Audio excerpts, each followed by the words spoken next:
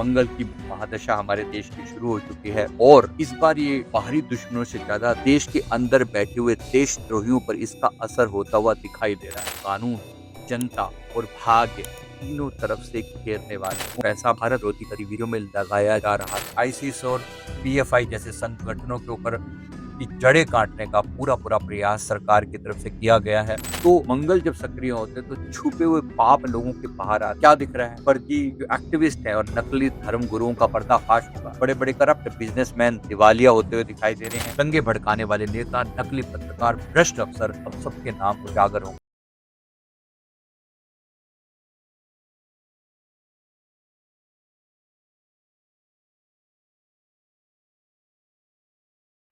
देशद्रोहियों सावधान हो जाओ, बर्बादी सामने।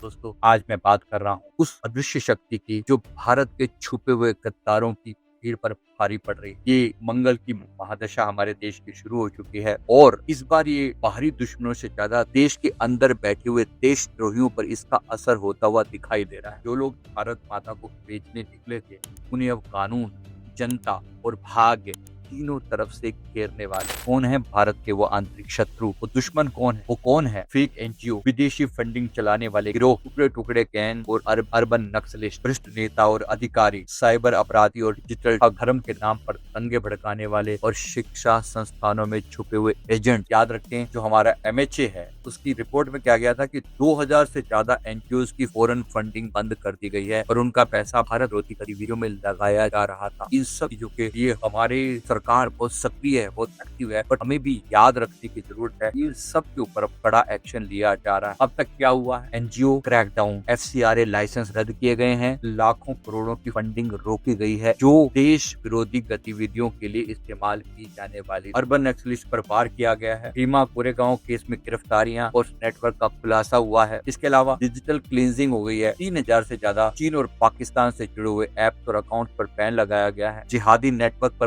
प्रहार किया गया है। एनआईए और ईडी की रेड पड़ी है।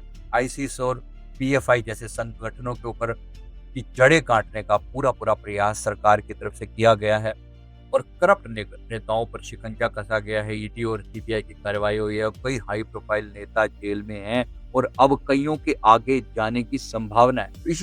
इसलिए याद दिलाने के लिए 2022-23 में ईडी ने 1210 करोड़ रुपए से ज्यादा की संपत्ति सीज की थी जो भ्रष्टाचार से जुड़ी हुई थी और देश विरोधी गतिविधियों से जुड़ी हुई थी। अब जो मंगल का प्रभाव होता हुआ दिखाई दे रहा है, मंगल का प्रभाव आपका जो बचा हुआ टाइम पीरियड जो है 2025 का बचा हुआ टाइम पीरियड, ये गृह युद्ध करवाता है, अनुशासन और न्याय का प्रतीक है। तो मंगल जब सक्रिय होते हैं तो छुपे हुए पाप लोगों के बाहर आते। क्या दिख रहा है? फर्जी जो एक्टिविस्ट है और नकली धर्म गुरुओं का पर्दाफाश होगा। बड़े बड़े करप्ट बिजनेसमैन दिवालिया होते हुए दिखाई दे रहे हैं। कॉलेज कैंपस से चल रही देश विरोधी गतिविधियों पर फंडिंग का खुलासा अपने आप सामने निकल कर आएगा। जनता का ऐसे लोगों को सोशल बाइकआउट तक लेकर जाएगा। इस तरह की बहुत सारी हरकतें होती हुई दिखाई दे रही हैं। आतंकी फंडिंग जो के बारे में आपने सुना होगा, ज्योति मल्होत्रा करके एक यूट्यूबर पकड़ी गई थी। फिर कुछ दिन पहले हरियाणा का एक और यूट्यूबर पकड़ा गया, एक पंजाब का यूट्यूबर पकड़ा गया और भी लोगों पर कार्रवाई चल रही है। जो लोग भी इस तरह से विदेशी फंडिंग के जरिए एजेंडा चला रहे हैं, सोनम वांगचुक जैसे लोगों की गिरफ्तारी हो चुकी है, तो उन सबको सावधान करने का समय है। अब देश की मंगल की महादशा शुरू हुई है और ज्यादा कड़े एक्शन होने की बात है। भविष्य में दिखाई दे रहा है कि 2026 तक भारत में इंटरनल क्लीनिंग का सबसे बड़ा दौर शुरू होगा। जो लोग अब तक कानून से बचते रहे थे, 2026 उन्हें मंगल सीधे अटैक करे। दंगे भड़काने वाले नेता, नकली पत्रकार, भ्रष्ट अफसर अब सबके नाम उजागर होंगे। सोशल मीडिया पर भी जनता इनका चेहरा सामने लेकर आए, इसलिए याद करो। मैं दोस्तों लास्ट में कहना चाहूंगा, मंगल का ये समय भारत को शुद्ध कर रहा है, क्लींजिंग कर रहा है। जो गद्दार